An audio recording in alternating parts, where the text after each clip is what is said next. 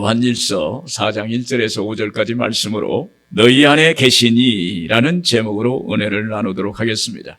오늘날 교회는 본질로 돌아가야 합니다. 영혼을 구원하는 교회, 사람을 살리는 교회, 영혼의 필요를 충족시키는 교회가 되어야 합니다. 특히 영적인 것은 본질이 중요합니다.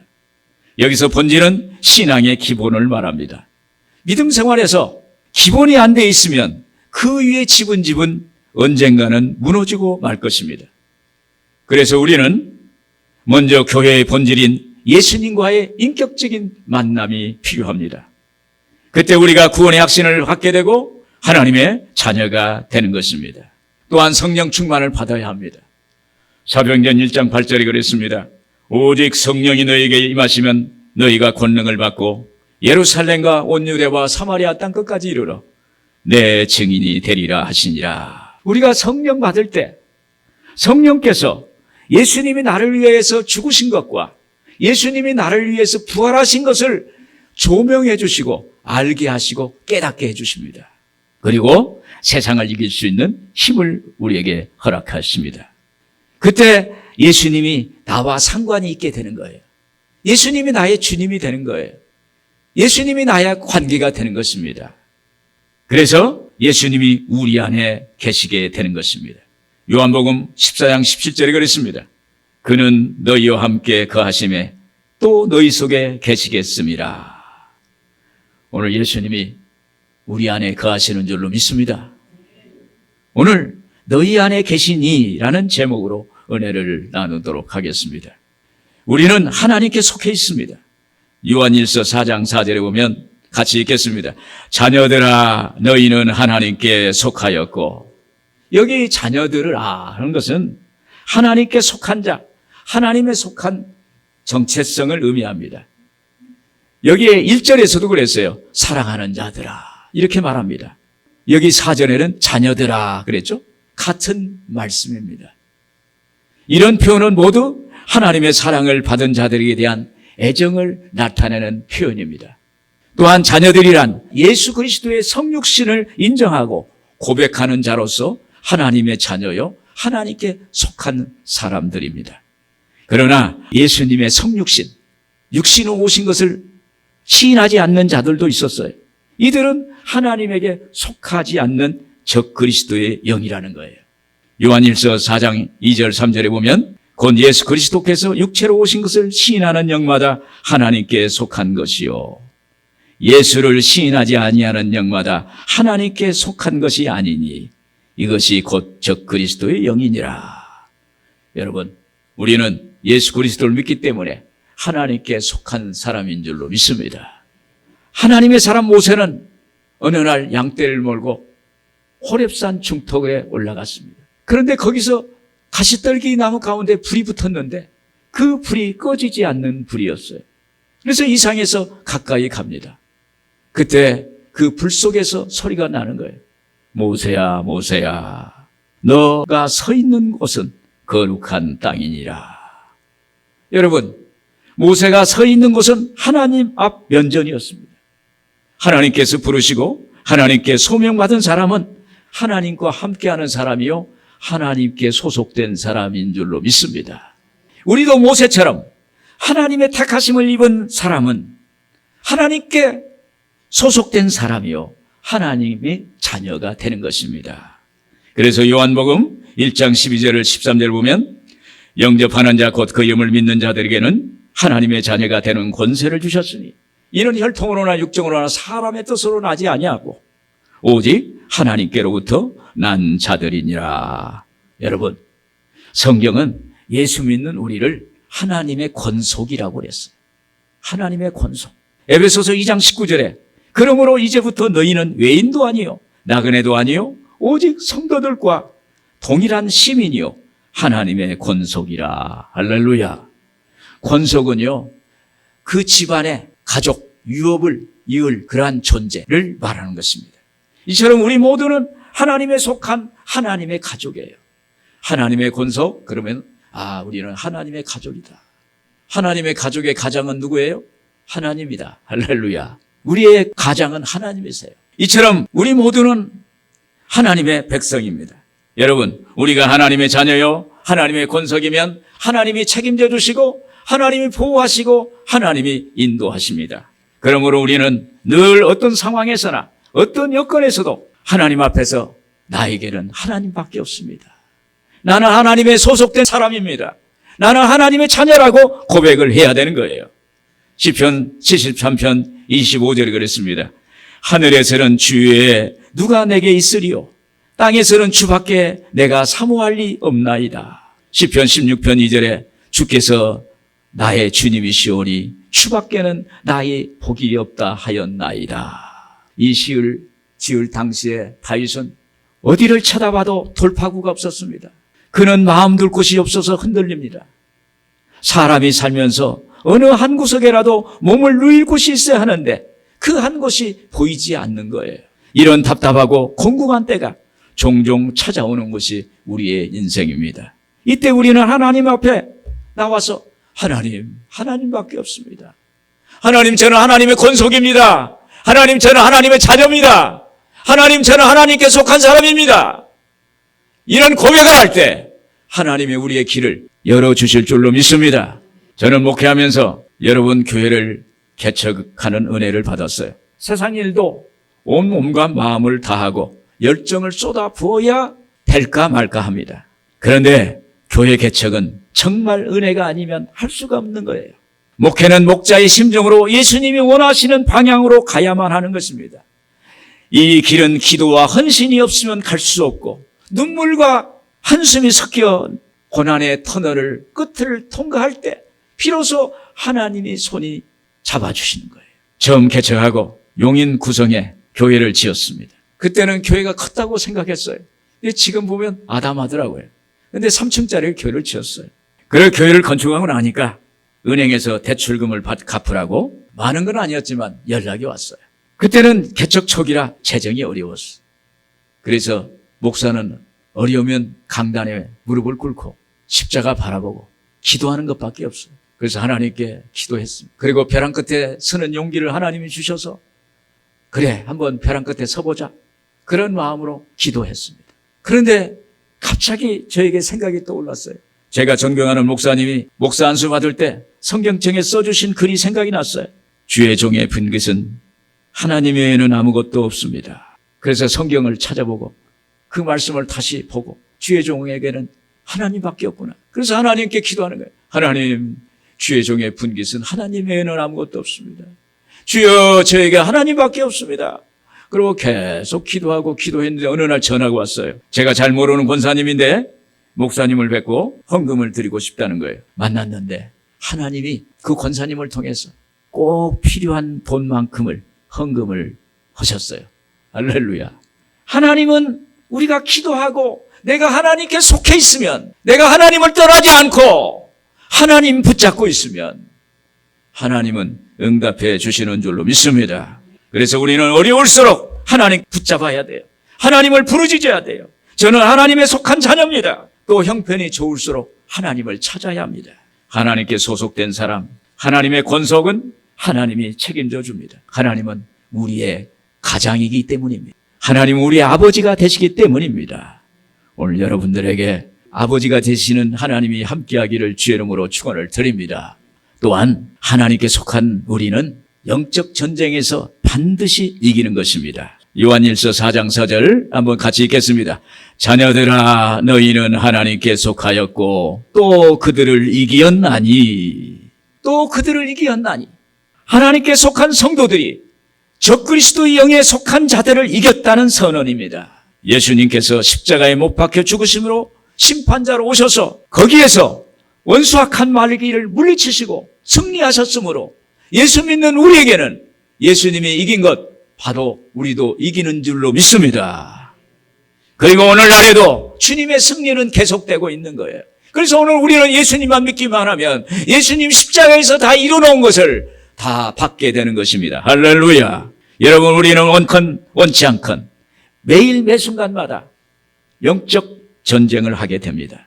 그래서 우리는 순간마다 영적 분별력을 가져야 돼요. 요한일서 4장 1절에 그랬습니다. 사랑하는 자들아 영을 다 믿지 말고 오직 영들이 하나님께 속하였나 분별하라. 많은 거짓 선지자가 세상에 나왔습니다. 여러분, 영적 분별력의 은혜를 받아야 돼요. 안목이 열려져야 돼요.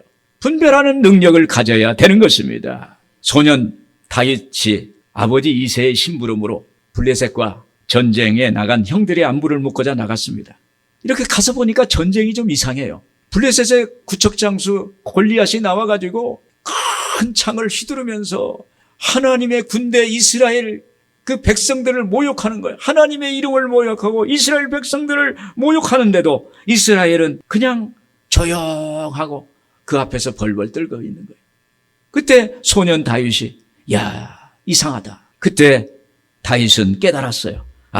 이것이 바로 영적 전쟁이구나. 영적으로 눌려있구나. 아니, 하나님의 백성이요, 하나님의 군대가 블레셋 군대 앞에서 벌벌벌 뜨고 조용하고 있는 거예요. 그때 그는 깨달았어요. 이것이 바로 영적 전쟁이다. 그러면서 기도하면서 블레셋과의 전쟁을 준비합니다. 다윗은 블레셋 골리앗 장수에게 선전포고를 합니다. 이에 골리앗은 블레셋 군대의 힘, 그리고 자기의 힘, 인간의 힘을 의지하고 준비합니다. 그러나 다윗은 하나님께 기도로 준비해요. 할렐루야. 그리고 자기가 제일 잘하는 물매와 돌을 준비하는 거예요. 여러분, 우리가 영적 전쟁할 때 자기가 잘하는 걸 해야 돼요. 찬양을 잘하는 사람은 찬양을. 오늘 찬송가, 예수는 나의 힘이요 내 생명 되시니. 할렐루야. 기도를 잘하면 기도를 하는 거예요. 주여 하면서 부르짖는 거예요. 잘하는 걸 가지고 나가서 싸울 때 역사할 줄로 믿습니다. 다윗은 골리앗을 향해 말합니다. 나는 만군의 야에 하나님의 이름으로 나아가노라. 선전포고하고 나가는 것입니다. 사무엘상서 17장 45절에 너는 칼과 창과 단창으로 내게 나오거니와 나는 만군의 야의 이름 곧 내가 모욕하는 이스라엘 군대의 하나님의 이름으로 내게 나아가노라. 사무엘상서 17장 48절에 보면 블레셋 사람이 일어나 다윗에게로 마주 가까이 올 때 다윗이 블레셋 사람을 향하여 빨리 달리며 손을 주머니에 넣어 돌을 가지고 물매를 던져 블레셋 사람의 이마를 치매 돌이 그의 이마에 박히니 땅에 엎드러지니라. 할렐루야. 사랑하는 여러분, 우리가 무엇을 하든지 하나님의 이름으로 나가야 돼요. 하나님의 이름으로 나가면 하나님이 원수와 칸마귀를 무찔러 주실 줄로 믿습니다. 우리가 마귀를 대적할 때 마귀가 우리에게 가장 약한 부분을 건드립니다. 어떤 사람은 자기 감정을 절제하지 못하는 부분이 있어요. 저도 때론 화를 내고 내 감정을 절제하지 못할 때가 있었어요. 자기 약점이 드러날 때 스스로 부끄럽고 스스로 화가 나는 거예요. 그래서 화가 더 날 때가 있어요. 그때 제일 박수치며 좋아하는 것은 사탄 마귀가 야 잘한다 막 싸우잖아요. 야 잘한다 더 싸워라 막 그러는 거예요. 더 화를 내는 거예요. 더 화. 마귀는요 사람을 분리시켜요. 마음을 분리시키고 사람과의 관계를 분리시키고 세상을 분리시키고 자꾸 분리시키고 평화를 깹니다. 마귀는 하나됨을 싫어해요. 우리가 화내면 마귀가 춤을 춰요. 그러므로 화를 참지 못하는 것은 마귀에게 지는 거예요. 어떤 집사님이 제게 상담하러 오셨어요. 목사님 또 졌습니다. 그래서 왜요? 그랬더니 남편이 제 감정을 건드려가지고 제가 오늘 화가 한번 폭발했습니다. 아유 창피해 그러더라고요. 그 우리 내면에 항상 있어요. 그런데 그것을 훈련시켜야 돼요. 화가 나면 숨을 한번 쉬었다가 휴 하면은 화가 싹 사그라져요. 고무풍선에 바람을 좀 빼줘야 돼. 그러면 화가 좀 떨어져요. 화가 낮아지는 거예요. 그때 마음의 평화를 갖게 돼요. 여러분, 우리는 하나님의 자녀입니다.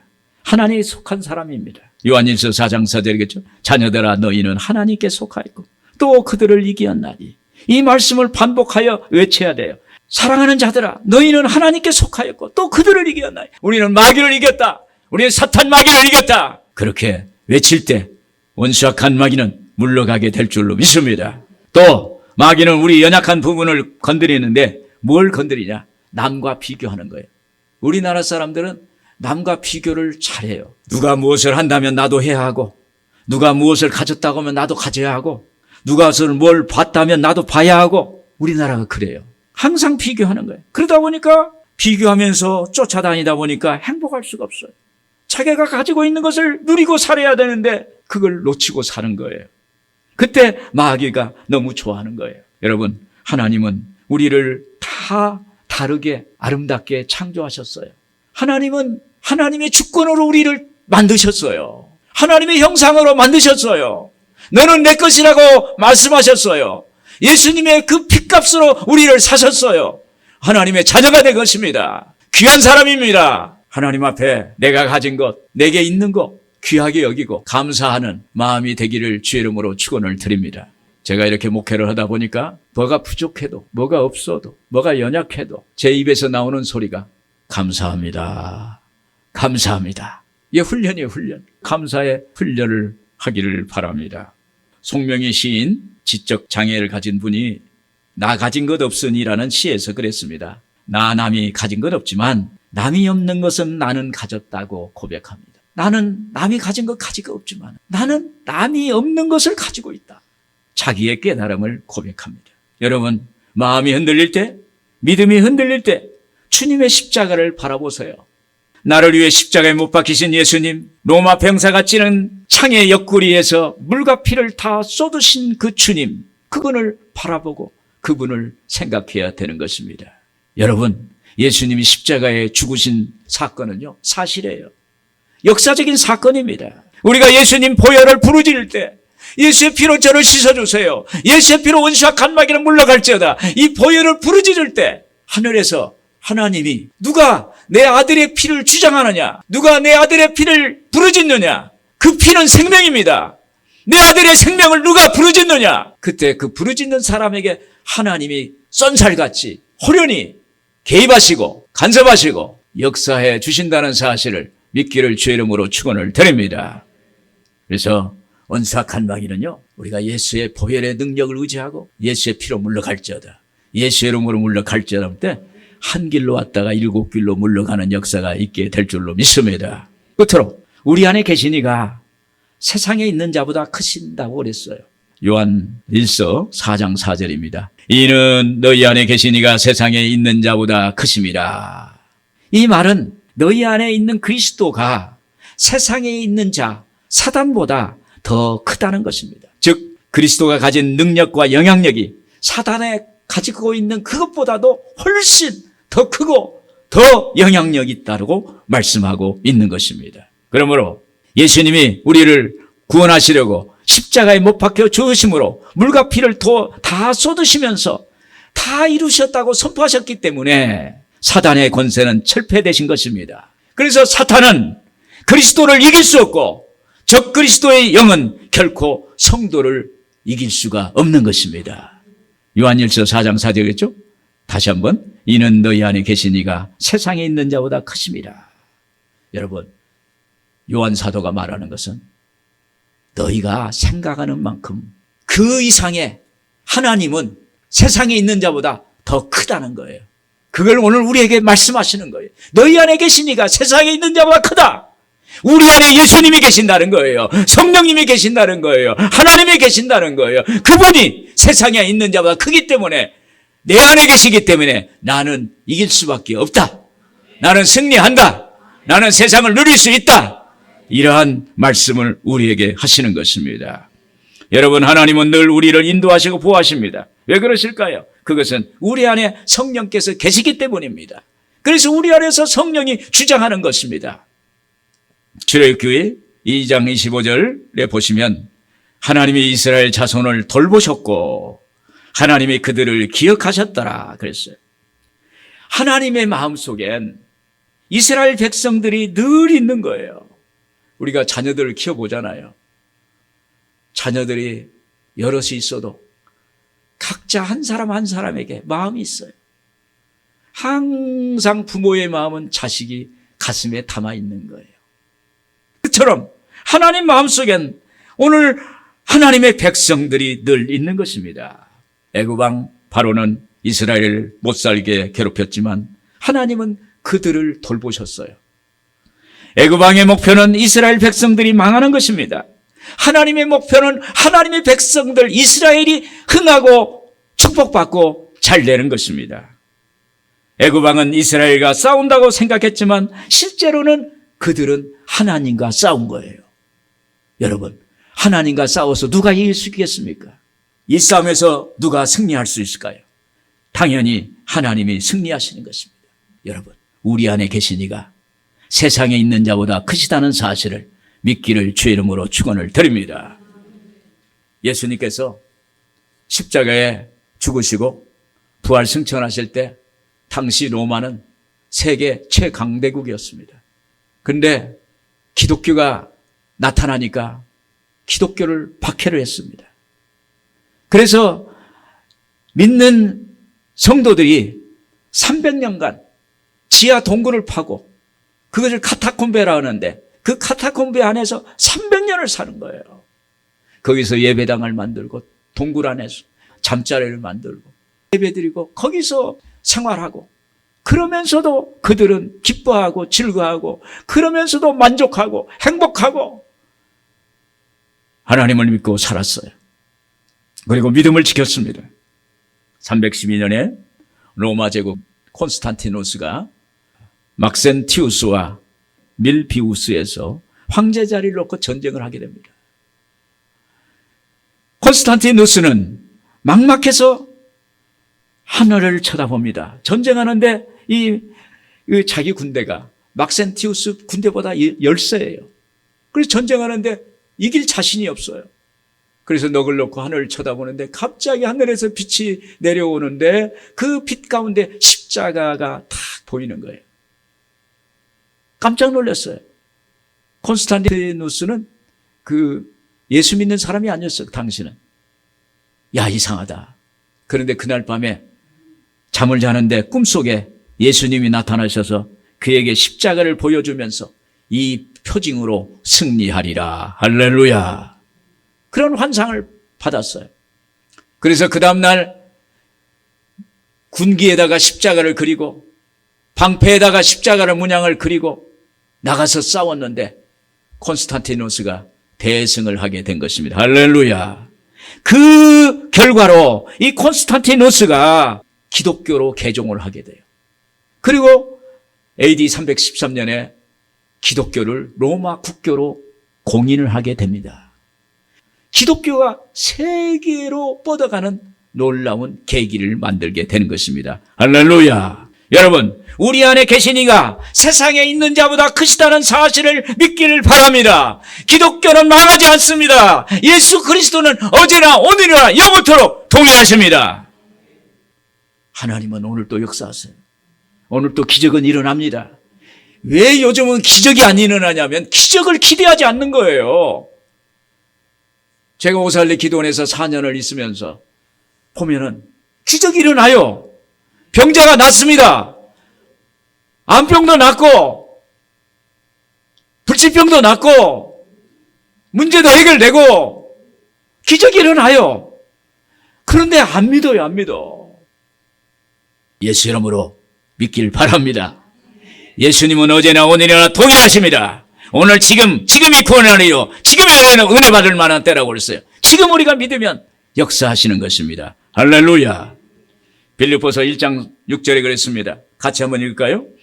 너희 안에서 착한 일을 시작하시니가 그리스도 예수의 날까지 이루실 줄 우리는 확신하노라. 여러분, 우리 눈앞에 있는 현실이 어렵고 힘들더라도 우리 안에 계시며 세상에 있는 자보다 크신 예수님을 바라보면 그때 주님이 역사하시는 거예요. 그러면 우리가 주님 안에 있다면 주님이 우리 안에서 세상의 것보다 더 크게 일하시는 역사를 행해 주시는 것입니다. 하나님은 우리 안에서 일하실 때 하나님은 말씀을 통해서 일을 하세요. 요한일서 4장 6절 우리 한번 같이 읽겠습니다. 우리는 하나님께 속하였으니 하나님을 아는 자는 우리의 말을 듣고 하나님에 속하지 아니한 자는 우리의 말을 듣지 아니하나니 진리의 영과 미혹의 영을 이로써 아느니라. 예수님은요 말씀으로 오셨다고 했어요. 태초에 말씀이 계시니라. 이 말씀이 하나님과 함께 계셨으니 이 말씀이 곧 하나님이라.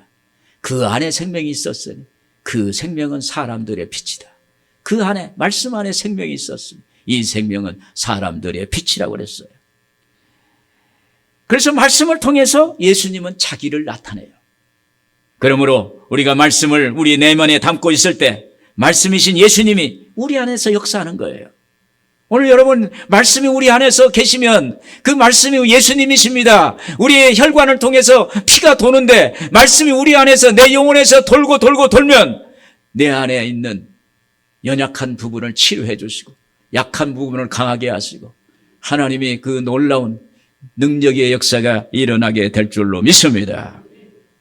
영국의 수상이었던 윈스턴 처칠 경의 이야기입니다. 이분은 믿음이 좋은 사람이었어요. 믿음의 사람이었습니다. 처칠 수상은 후배들과 수행원들을 잘 격려하는 사람으로 유명했다고 합니다. 한 번은 국회의원이 된 믿음의 후배가 있었어요. 그런데 이분이 후배가 처음 연설을 하게 됐어요. 의사당에서 처음 연설을 하게 되니까 너무 떨려가지고 말의 갈피를 잡지 못하고 당하는 것을 눈에 보였습니다. 그런 모습을 보던 처칠은 그에게 사람을 보내서 메모를 건네줬답니다. 메모의 맨 밑에는 이렇게 쓰여 있었습니다. 당신은 해낼 수 있어. 할렐루야. 당신은 할 수 있어. 해낼 수 있다고. 이 격려의 말로 그는 용기 100배에서 연설을 성공적으로 끝낼 수 있었다고 합니다. 여러분, 한 사람의 믿음의 말로써 하는 격려가 놀라운 결과를 가져오게 된 것입니다. 여러분, 우리 안에 계신 이가 세상에 있는 자보다 크세요. 우리 안에 계신 하나님이 우리를 격려하십니다. 너도 할 수 있어. 너는 일어설 수 있어. 너는 성공할 수 있어. 잘 될 수 있어. 이렇게 우리를 격려하세요. 오늘 여러분, 다른 건 다 잊어도 우리 안에 계신 이가 세상에 있는 자보다 크시다. 이 말씀으로 승리하기를 주의 이름으로 축원합니다.